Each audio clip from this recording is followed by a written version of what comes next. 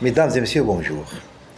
Traiter une hypertension artérielle, un diabète, une BPCO, un asthme, une maladie chronique, rhumatismale, une maladie chronique cœliaque, une maladie chronique des reins, une maladie chronique du cerveau. Il faut qu'on arrive à penser, à réfléchir que ces maladies chroniques sont compliquées davantage par un petit problème qui passe souvent inaperçu par beaucoup de gens.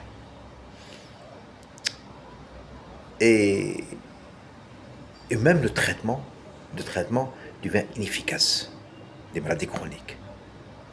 Il faut penser toujours à l'existence ou à la recherche. Il faut chercher qu'il existe ou non une hypoxie, une diminution du taux d'oxygène dans le sang durant le sommeil.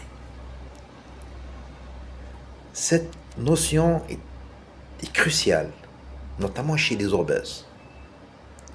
Chez les obèses qui souffrent d'hypertension, de diabète, de maladies chroniques. Il faut y penser, il faut demander une polygraphie ventilatoire et apprécier l'hypoxie et voir la qualité du sommeil chez ces patients qui souffrent de maladies chroniques.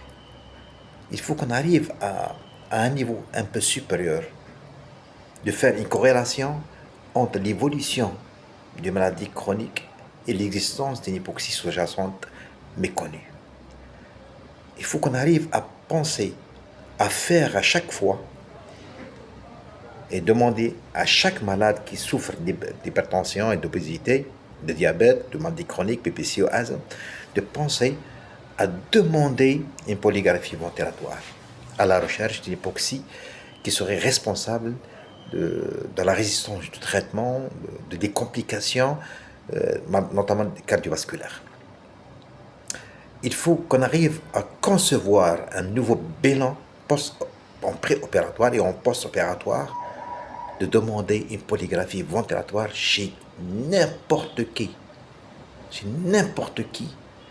candidat à faire une intervention chirurgicale. Demandez comme on demande une formule, une glycémie, on demande une polygraphie ventilatoire. Ça, c'est très important dans l'intérêt du patient pour voir l'intérieur, le sang, l'oxygénation du sang durant le sommeil.